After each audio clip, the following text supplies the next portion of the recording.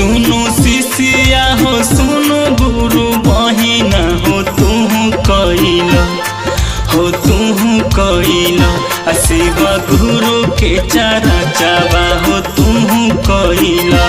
शिव गुरु के चारा चावा हट जाई दुखावा हो सट जाई सुखावा हो तुहु कइला अरे तुहु कइला शिव गुरु के चारा चावा हो तुहु कइला शिव गुरु के चारा चावा।